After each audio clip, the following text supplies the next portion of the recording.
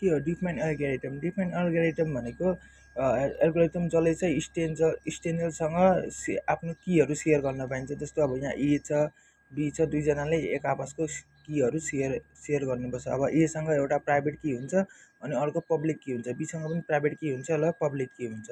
अनि त्यही त्यो प्राइभेट की र पब्लिक की युज गरेर एउटा सिक्रेट की बनाउँछ अनि दुवैजनाले एक आपसको सिक्रेट कीहरू के भन्छ सिक्रेट कीहरू पत्ता लगाउन सक्छ। ए को सिक्रेट की के हो, बी को सिक्रेट के हो एक्सचेन्ज गर्दाखेरि। अब यसको एल्गोरिदममा के हुन्छ भन्दा सुरुमा एउटा प्राइम नम्बर सपोज गर्नुपर्छ एन, अनि त्यो एन प्राइम नम्बरमा चाहिँ एउटा अल्फा भन्ने भ्यालु हुन्छ। त्यो अल्फा भन्ने भ्यालु चाहिँ यो एनको प्राइम नम्बर हुनुपर्छ, प्राइम रुट हुनुपर्छ। अनि अल्फा भनेको primitive prime root of N हुन्छ, प्रिमिटिभ प्राइम अफ एन हुन्छ। अनि एक्सचेन्ज अनि त्यसपछि भने चाहिँ यिनीहरूले दुईवटा पार्टीले अल्फा भ्यालुहरूलाई एक्सचेन्ज गर्छ, त्यति हो। अनि अब स्टेप 2 मा के भन्छ both parties already know their private keys. अब ए र बीको त प्राइभेट किज थाहै हुन्छ, त्यही हो। अनि both parties calculate the value of the public Ki and exchange with each other.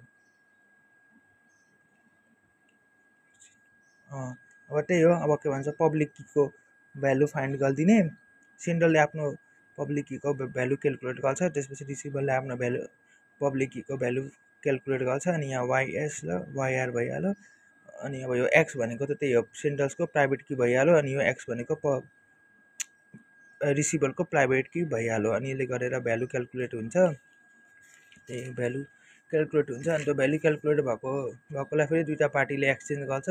अन्त दुईवटा पार्टी अब ए र बी हुन्छ, एले आफ्नो पब्लिक की बीलाई दिन्छ अनि बीले आफ्नो पब्लिक की एलाई दिन्छ, त्यही हो यसलाई दिन्छ। अनि त्यसपछि सिक्रेट की पत्ता लगाउनलाई चाहिँ अघिको जुन भ्यालु हुन्छ त्यो सिक्रेट की त्यो यहाँ हाल्नुपर्छ, सिक्रेट भ्यालु की। अनि त्यसपछि यसले यसको प्राइभेट की हुन्छ, सेन्डरको प्राइभेट की थाहा पाइरहेको हुन्छ। अनि मोड एन अघिको एन सपोज गरेको प्राइम नम्बर होइन। त्यसपछि यहाँ रिसिभर सिक्रेट कीको पनि भ्यालु फाइन्ड गरिराखेको हुन्छ। अनि दुईजनाले क्यालकुलेट गर्यो भने एउटै भ्यालु आउनुपर्छ नि, अनि एउटै भ्यालु आएर